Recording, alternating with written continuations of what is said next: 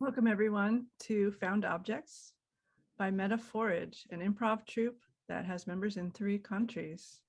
We are presenting a piece that's completely improvised, and our troupe with members in Germany, the UK, and the US has been together since last August. We've never met in person, so all of our work is on Zoom. And we explore layers of the human psyche through metaphor and playing objects. Our piece today will have 2 main characters, and you'll know the main characters by their hats. Everybody in our troupe plays multiple characters, but when you see the hats, you know those are our 2 main characters. Our location today is a cemetery, so enjoy. Here we go. This cemetery is somewhat a mix between new and old. There are new gravestones, new headstones. There are also decrepit, old, out-of-the-way places that are covered with vines. There are mists that come out of the ground. There are rusty shovels that have been used for a long time. There is an open grave, and there are rows upon rows and columns upon columns of irregular markers of death.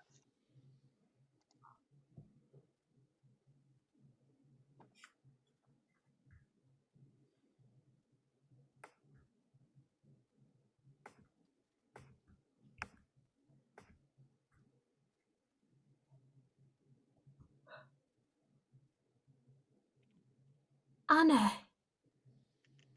you're here so early. Mary, I thought it was best to come a bit early and have a good look around.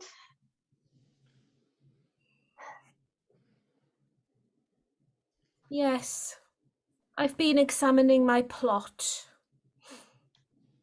4 generations of my family. It looks rather small.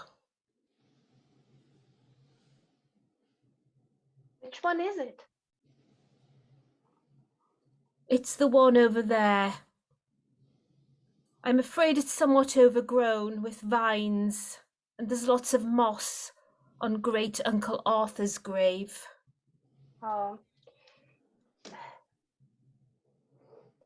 The good thing is, no one seems to have died in your family for a very long time. No, my Arthur's still going strong, of course. Of course, of course. And Mother is 92 now. Whereas in your family, you've had rather a lot of misfortune, haven't you, Anna, dear? You're so right. Well, our patch over there is newly opened. Yeah, I'm waiting for them to come in and bring my dad and his urn. Seems somewhat of a waste putting an urn in a place like this, dear. I know these days a lot of people take their urns home and they put it on the shelf. My shelf's already full with Mom and Grandma and Grandpa. I kind of figured we could put Dad in the ground. He always loved nature anyway, so he might actually feel better. You know, I woke up this morning thinking about when we were children, 53 years ago, in fact. I think we were about 7, and you found that bird. Do you remember? The dead bird. Oh yeah. And we had a little funeral for it, didn't we? That was our first one, wasn't it? The first funeral we actually went to. But dear, it never occurred to us to burn the bird, did it? We did the natural thing and buried it in the ground. We did put it in a little you know, we wrapped it in in a piece of cloth though.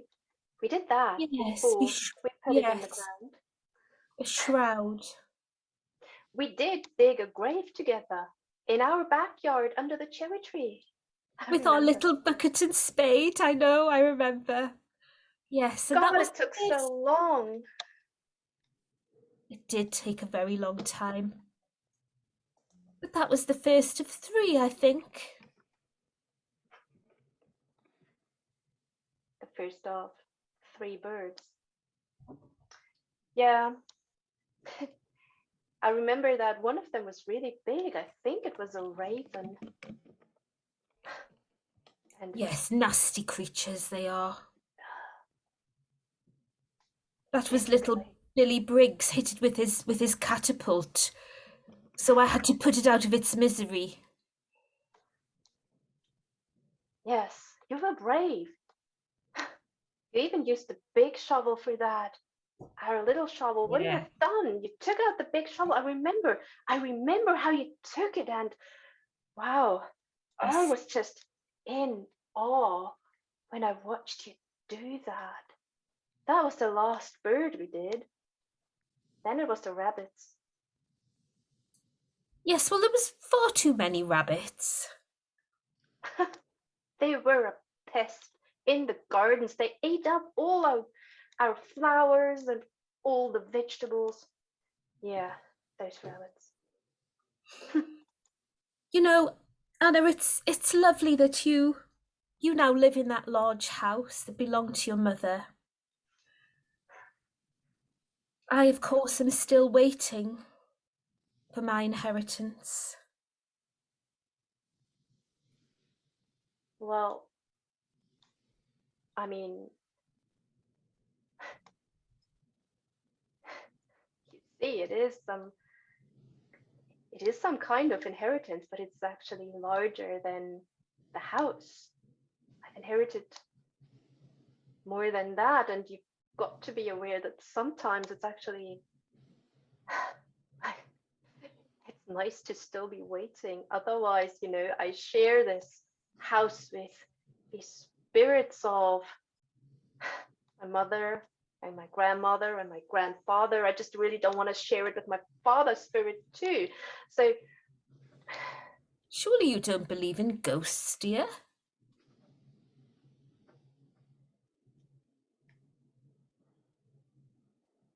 You do, don't you? don't you? No.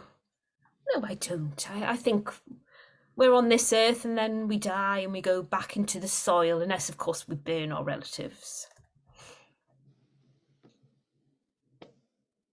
But, Anna, I know that you were a nurse for many years. And Mother is in a lot of discomfort. My great uncle lived till he was 103.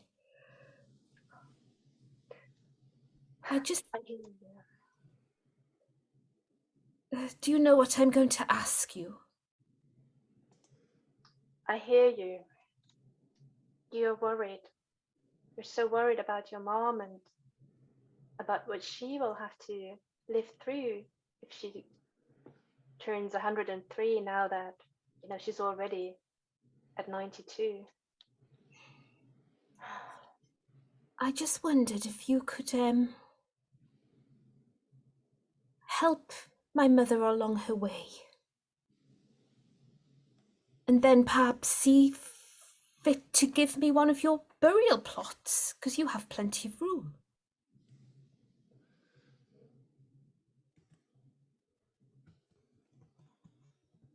Just like the rabbits, Anna.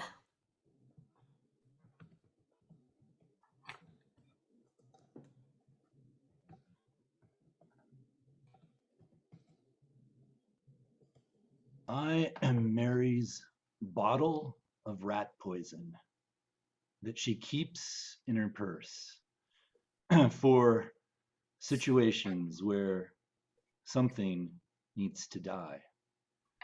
Only been used in certain circumstances with animals to this point,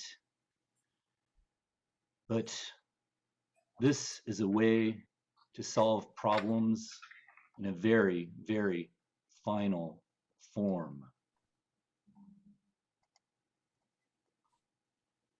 I am Anna's house keys.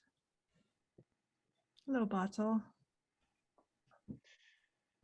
House keys. I bet I could figure out ways to use you, to be part of a plan. I've always got lots of plans, lots of plans. You know, some of the keys on my ring are old and ancient. I even have a skeleton key, and some are new. Some speak to a future that hasn't happened yet. Some don't even have locks yet that they fit. But you scare me. Well, of course I scare you. I scare everyone, especially Mary. I mean, I am the possibility that no one wants to speak about. But you could go any number of ways. Having keys, you can open this place or that place or almost anywhere. Could be for good, it could be for evil. Of course, I think about evil. You know, keys also keep things safe and locked away that should never be thought about or even imagined. I don't like the fact that there are doors that are locked to me. I don't like that. I want all doors open. I want to be able to get in. I want to have a place of my own. So does Mary.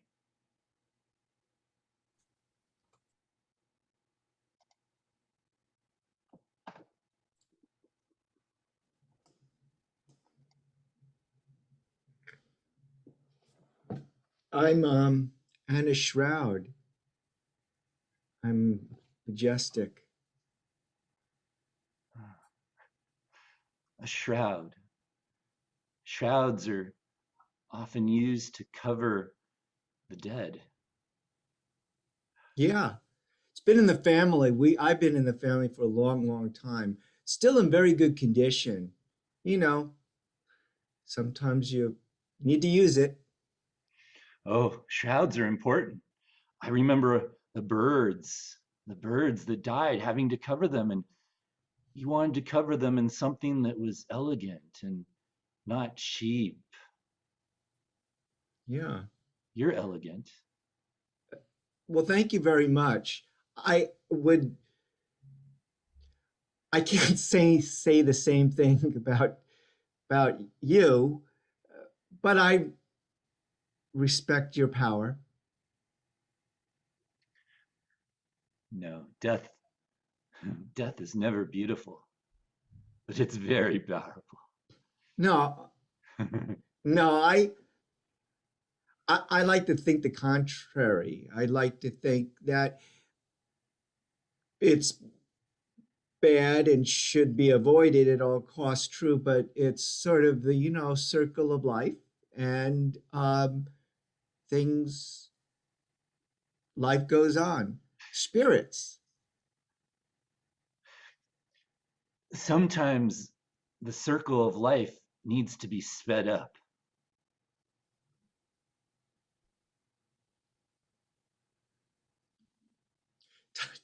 Time is really of no consequence to Anna. Time is of everything to Mary. I mean, what good is anything if you're too old to enjoy it?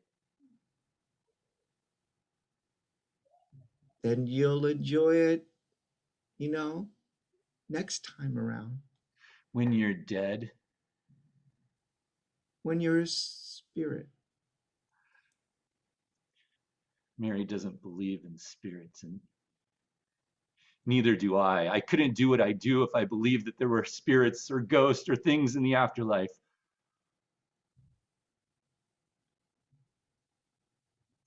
I guess time will tell.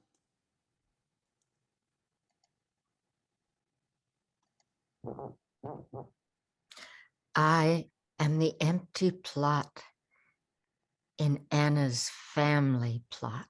I'm waiting for Anna. And you, rat poison, wish to hurry along a process and put someone else in this grave. No. Don't you feel incomplete, empty? Mhm. I am not incomplete. I am in the state of waiting. And Anna has a long time to go, but she belongs here with her family. I just know that Mm. I create bodies, and bodies need to be buried. And Mm. you are an empty vessel, a Mm. receptacle for human flesh. And whether it be one body or another, it's all the same to me. They all turn to worms and dust inside of you. Who knows what happens after death? I am waiting for Anna, however long it takes. I am waiting for Anna. I am consecrated ground to the Riverside family. And Anna is meant to be here. Who knows? Perhaps the bones of her family will communicate, collide, and dance with each Yeah. other after death. Ha! No. Are you hearing birds? I'm hearing birds, and is that a pitter patter of a rabbit? I'm losing it. Well, rat poison, when you are faced with a spiritual truth, you cannot handle it.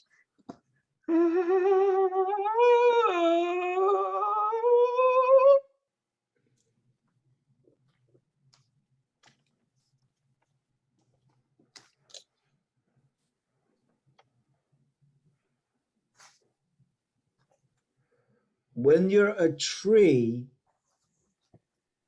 looking over all the grave sites, you've seen it all. Take it from a tree. I take it from a tree.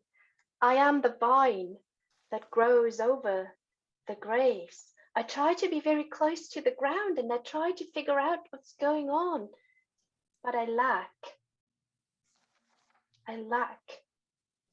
the overall perspective.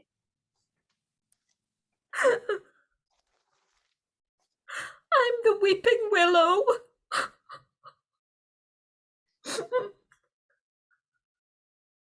Weeping willow, why are you weeping?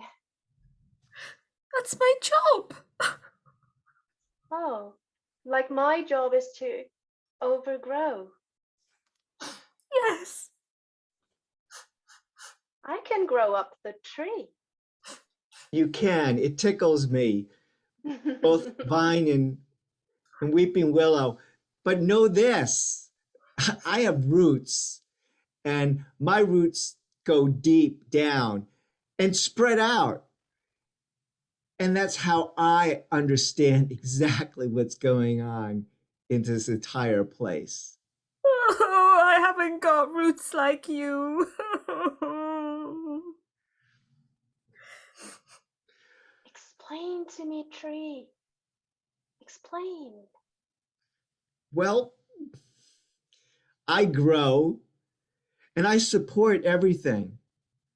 I support you, the vein, and I support weeping willows. If I wasn't there, quite frankly, none of this would exist. None of this. Tree, I heard your roots, they go as steep as your branches are wide. Is that actually true? Oh, yeah. I'm all over the place. You know what? Also, I'm connected with other trees elsewhere. Are you even connected to the weeping willow there? Weeping willow, you're not alone. Ah, that's so lovely. It makes me cry.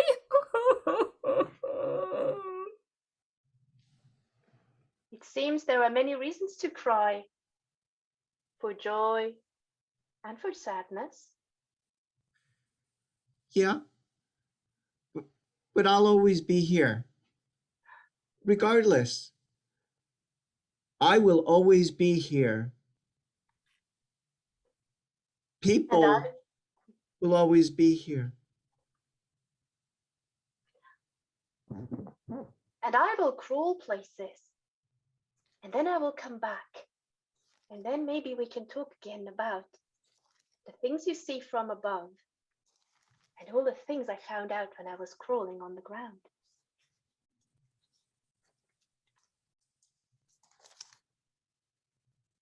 I am a blank headstone waiting for someone to chisel into me a name and a date of death. I am undecided fate. I am the moss. Spores just waiting to grow on this beautiful new pristine gravestone. I can't wait till your velvety tendrils cover me. Yes, I'm looking forward to turning you green. And someone's bones will be below us. Yes, feeding me. It might be someone who's lived to 103, or it might be a child, a baby. I don't like to think of that because I am life, where life should not exist. Life should not exist on a stone, but it does. If you are life, then I suppose I am aligned with death. And it makes me happy to think that life is robbed from those who have yet to live it. Yes. You are elemental. There's a place for you, just as there is for me. I wonder, is it right for someone to take a life before it's been fully lived? If it's their turn. But that life will merely change into something else. Once something's been alive, it can never die. Then you're on my side. I think we will live well together for many, many centuries. Yes. Come, come, all ye birds and rabbits, live and past. Oh, yes, come, come, come.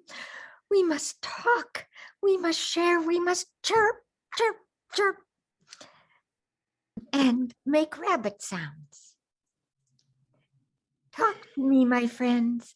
Are you alive or are you past like I am? I am the ghost of Poe's raven. Nevermore, nevermore shall I walk this earth, except as a ghost.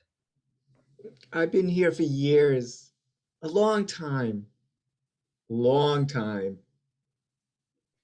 And I am the spirit of Anna's birdie that died and was buried. I live a happy life in the knowledge that I was loved, loved. A caged bird. I'm a caged bird. They want me to sing. But what reason is there to sing when you're in a cage? It's no fun being a caged bird. I am the wise owl. I see all. I'm a vulture. I eat the bones of anything. And I'm a little rabbit. I'm so scared all the time as I run around the garden looking for the juicy lettuce. But the cat wants to get me, and then I'll be dead. Will I live on? I don't know. It's not only the cat that might get you, my dear. You look like a tasty snack to me. Oh, Owl, Owl, please, no. I'm not ready to go.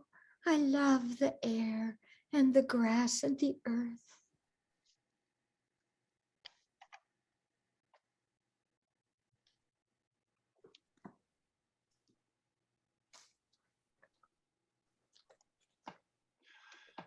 I am the ever-changing mist.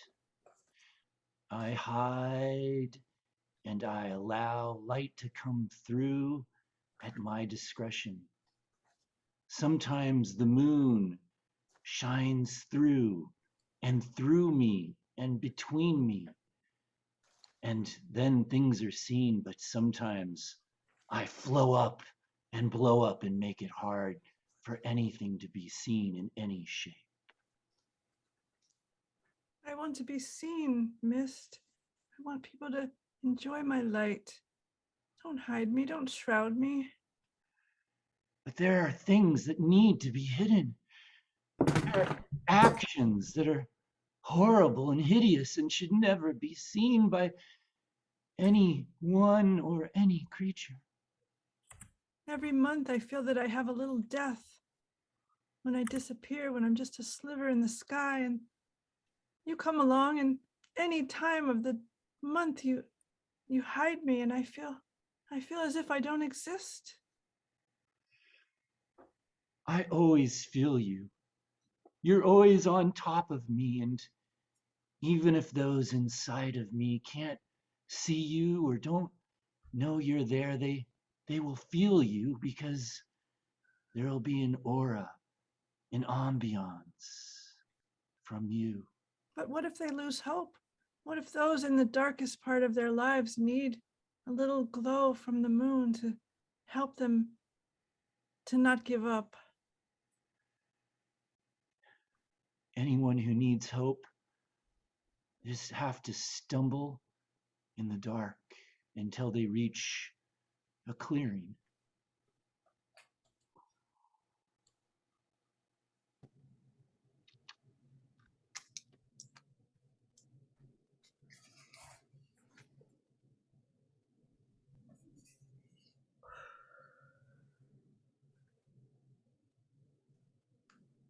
Mary, I can't believe what you're asking of me.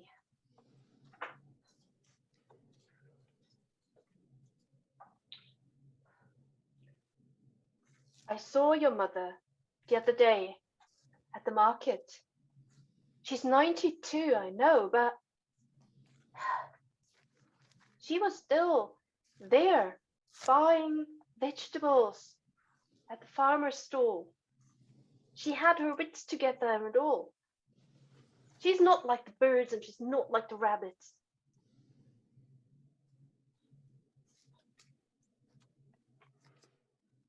Vegetable. That's what she's going to become. If not now, very soon. I'm saving her from herself.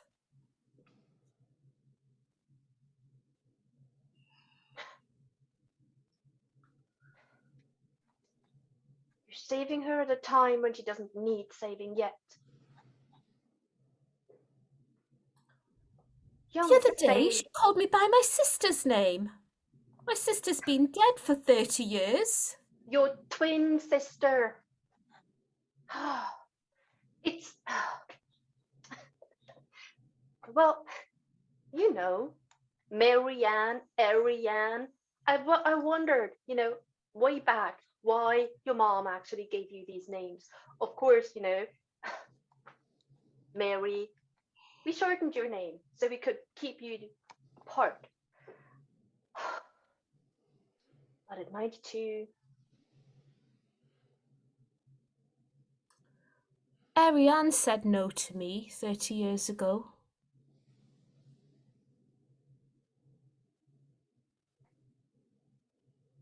You asked Ariane the same question. No. 30. No. I asked Ariane a little favour involving our great uncle. There was an inheritance coming our way, and she said she was going to snitch on me. So you remember when she fell off the cliff? That was bad luck, wasn't it?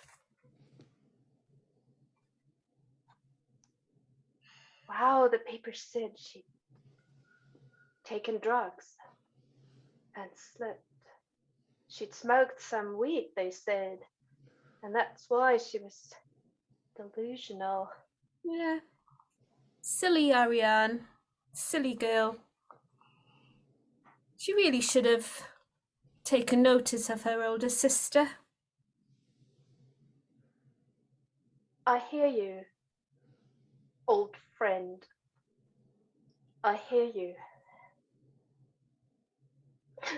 I remember clearly. I remember clearly the birds. And I remember very clearly the rabbits. I remember you with the shovel in your hand. Strange feeling of peace always comes over me. Before. I'm getting that feeling now. So I suggest to you, Anna, that you bring some morphine over to my house tonight. And some rubber gloves. Mary, I am a nurse. You know, I've dedicated all my life to healing. I've dedicated all my life to saving other people's lives. I believe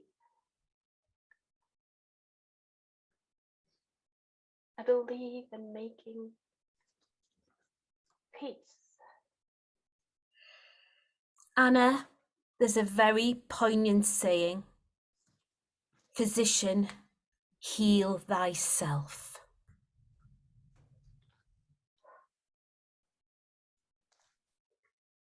Well, our story has reached a very poignant moment. But before we see the ending, let's take a little detour and explore some of the themes that have been raised so far.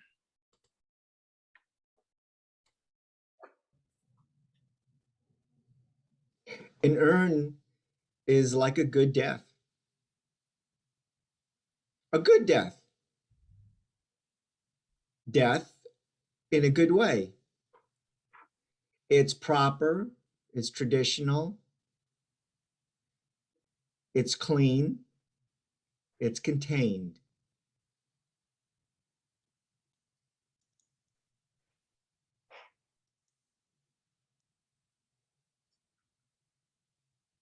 Today is a good day to die. Oh, John, it's yes, but tomorrow might be a good day as well. I'm just saying. Oh, no, not tomorrow. Today. Look at the sun. The sun is up. It's brilliantly shining. Look at the air around us. It's crisp. Everything about today screams that today is the best day to die. It's a good day. I mean, it's nice. The weather's nice. But tomorrow it would be probably equally as nice. Oh, Bruce, tomorrow, they're having parades today. Because today is a holiday, the Day of the Dead. What better day to die than on a day that celebrates the dead? What better order? There's just so many things to do today. Maybe we'll get around to it. Fine. But if not, tomorrow is perfectly okay too. Or the next day. Oh. the day after tomorrow or the day after tomorrow? Is every day for you a good day to die? Yes, every day is a good day to potentially die. Potentially. But it needs to be done in a way that's clean and contained and, proper. Well, I don't know if you would have made a good Klingon, Bruce, but sometimes you make a lot of sense.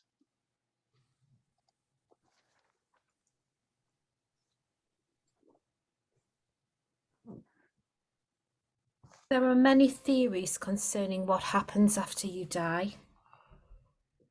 Do you come back as an angel? Do you exist as spirit? Or perhaps you're reincarnated as an animal?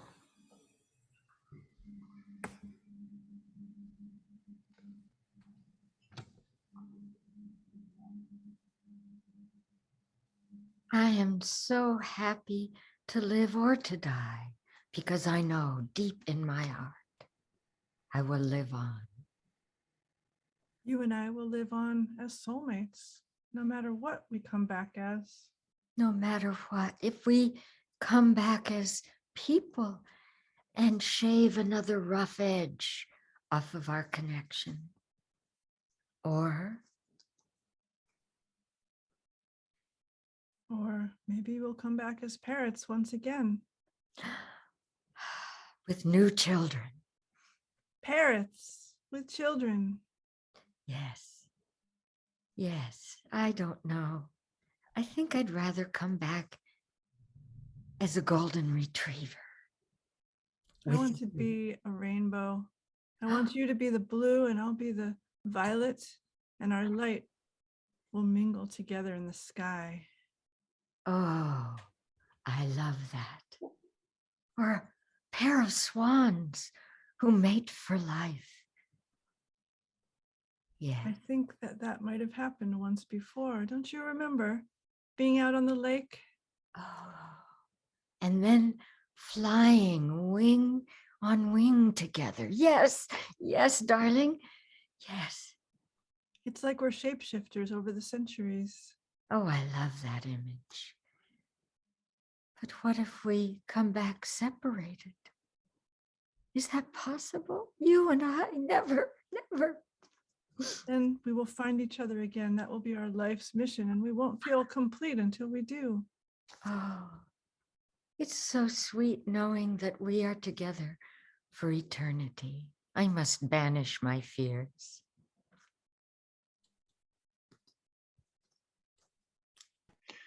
Desire is often like watching the sands of an hourglass that are frozen and seem to move at a speed that is infinitely slow.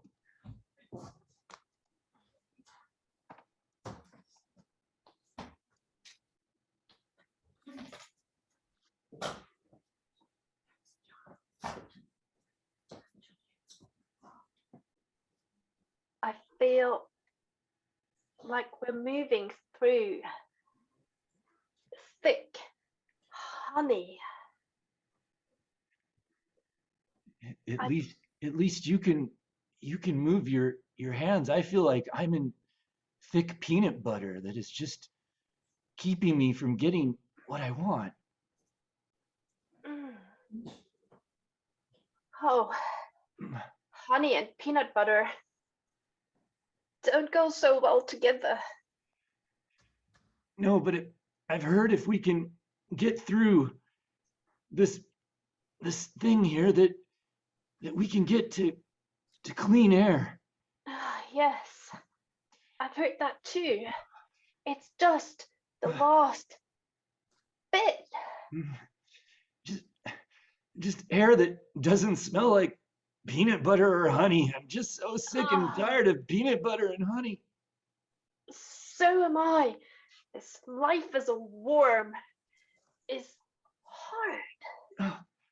Oh, just get me out of here. I don't like my life. I know I would like it if I could just get out of here. Just that little bit beyond that final push. I know it must be better there. Look, if I don't make it, enjoy it for me. You will make it, Brother Worm. You will. We've been working on this together. None of us can make it on our own. I'm so tired. I I don't know if I'm going to make it. I no longer know which end of me is the top or the bottom, the left or the right. I'm losing. I'm losing it. I'm becoming one with the ooze.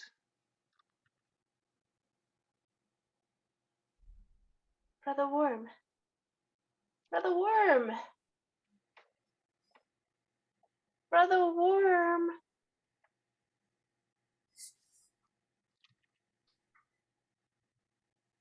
Oh.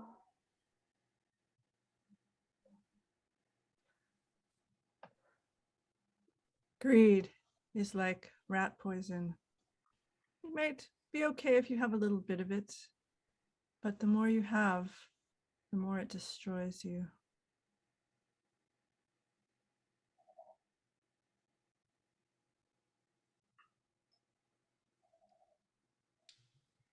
I'm filthy rich. I have a big inheritance. And you want me to sign a prenup? Yeah. I'm surprised it's a surprise to you. I'm just, because of our apparent economic disparity, which is not through anybody's fault. What do you consider love to be? Is it just momentary pleasure for you? No, it's connection. It's intimacy. It's respect. It's love, but it's not my inheritance. When you asked me to marry you, you got down on one knee and you said, "What's mine is yours. Take me, I'm yours." All those beautiful things you said. And now it's like you're just throwing that proposal in the dirt and running over it again and again. It's true. What is mine is yours. My heart, everything in the world to me. I love you. I just didn't mean my investments. Everything in the world except this and this and this. You don't trust me, do you? You want there to be clauses and exceptions to our love.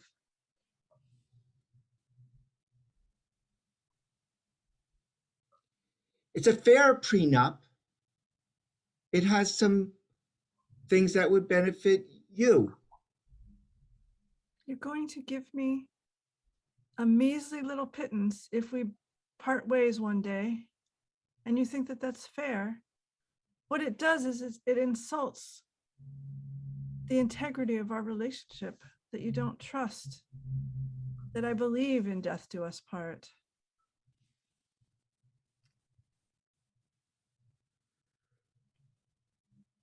You can't take it with you. Hey guys, I don't know if you're ready to walk down the aisle yet, but both the priest and the lawyer are waiting.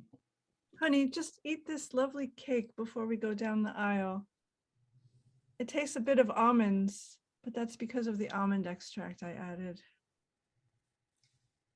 I'll do anything for you. All right, then I I'll give you sign. everything.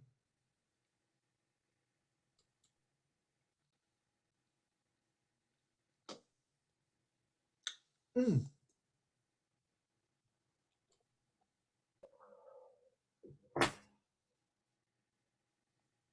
Ah, there you are.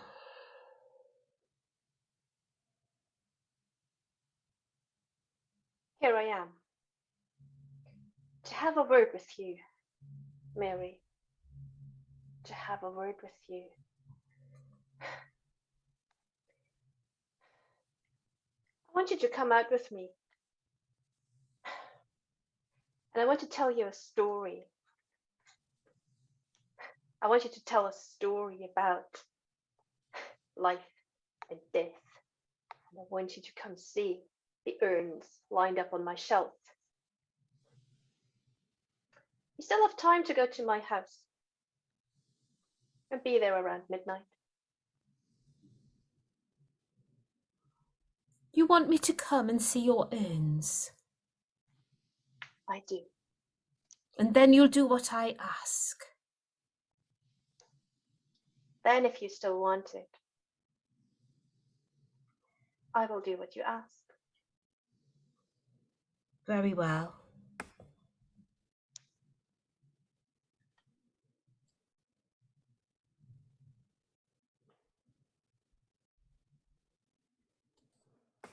And that is our show. I believe. It's something else. We are Meta-Forage. It's all come on screen.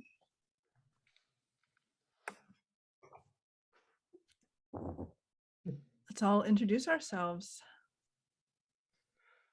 Hi, everybody. I'm Lawrence from Portland, Oregon.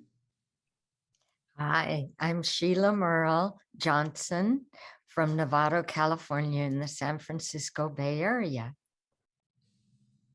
I'm Hello. Val from Newcastle in the UK. And I am Bela Evans also from the San Francisco Bay Area. I'm Sonia from Cologne in Germany. And I'm Taj Baker. And I thank you all so much for being here.